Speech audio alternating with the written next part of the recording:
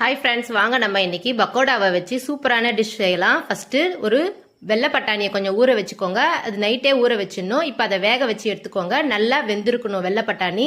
இப்போ இஞ்சி, சோம்பு, பூண்டு, பச்சை மிளகாவை நல்லா இடிச்சு வச்சுக்கோங்க. ஒரு வானலியில எண்ணெயை விட்டுட்டு கொஞ்சோண்டு சோம்பு போட்டுட்டு இடிச்சு வச்ச எல்லாத்தையும் போட்டு நல்லா வதக்குங்க. கூடவே வெங்காயத்தை போட்டு நல்லா வதக்குங்க. இப்போ கொத்தமல்லி, புதினா, கருவேப்பிலை பொடி பொடியா நறுக்கி அவங்களையும் போட்டு நல்லா வதக்குங்க. காரத்துக்கு மஞ்சத்தூள், தனியாத்தூள், காரத்தூள், கரம் மசாலா இவங்களையும் போட்டு நல்லா வதக்குங்க.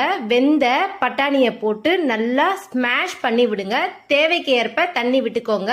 இப்போ நம்ம பக்கோடாவை வாங்கி வச்சிருக்கோம்ல, அதை நல்லா சின்ன சின்ன பீஸா உடைச்சி அதில் போட்டு சேர்த்து கொதிக்க வைப்போம்.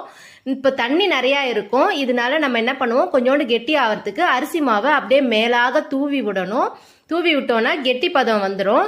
இந்த டிஷ்ஷை நம்ம தோசைக்கும் இட்லிக்கும் தொட்டுக்கலாம். இன்னும் கொஞ்சம் கெட்டியாக ஆக்கினோம்னா